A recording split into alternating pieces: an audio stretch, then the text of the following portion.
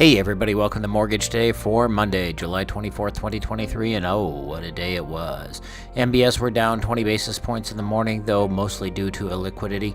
Stocks were flat. Bonds began the overnight session by losing ground in Asia. 10-year yields were as high as 3.857. Things changed when the EU PMI data began to hit just after 3 a.m. Eastern Time. It was weaker than expected across the board, prompting an immediate rally in EU and US bonds, as well as a rally in stocks.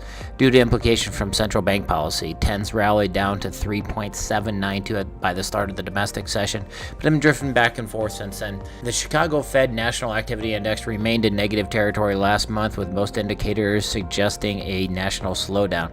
The CFNAI is sort of a meta-index that tracks 85 economic indicators. Of course, this week's main event is the next rate decision by Powell and Company on Wednesday. Investors expect another 25 basis point hike at this time. That would bring the Fed funds target rate to 5.5%. I believe that should the Fed hike another 25 at this meeting, which we fully expect, they will then pause and observe financial markets and the economy to see how it handles all the tightening to date. Investors do expect about 4 rate cuts by the end of 2024, though doesn't hope spring eternal. Even should there be a recession, the central bank must consider that to revisit the QE playbook to flood the economy and market with another deluge of cheap credit despite inflation being where it's at will take its inflation fighting credibility and shred it. Basically, nobody will believe in their ability or their intent to control inflation. Their favorite inflation measure, the PCE, is running at 3.8% annualized, almost twice the stated inflation target of 2%. The PCE Core is running about 4.6%. This is one reason I don't expect any rate cuts sometime to come. That and the fact that Fed officials have been adamant that they will not stop until inflation is back down to the 2% target. After 500 basis points of increase in their target in a little over a year, I'm starting to believe them. We also got some news on the housing market. The average number of bids per home rose from 3.3 bids per sale to 3.5. 33% of homes sold over list, up from 31%. 76% of homes were on the market less than 1 month, up from 74%. Median days on the market is 18.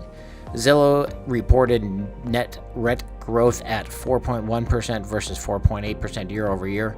Tomorrow we get the home price appreciation data. Wednesday is new home sales in the Fed. Thursday is unemployment, durable goods, and GDP. PCE is coming on Friday. Today's most notable market movement surrounded the European PMI data overnight. Weaker PMIs prompted a swift rally in EU bonds and pulled treasuries along for the ride. Treasuries then spent most of the day pushing back in the other direction.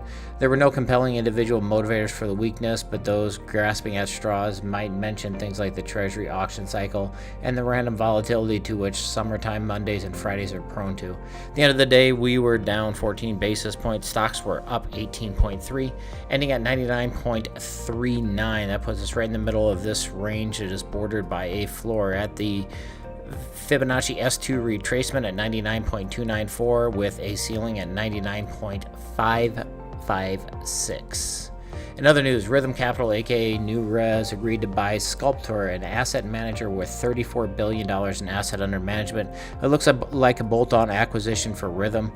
Sculptor's current management will run the company. Sculptor gets access to more permanent capital, and I guess Rhythm gets to diversify into non-mortgage related businesses, which will help smooth the insane cyclicality of the mortgage business.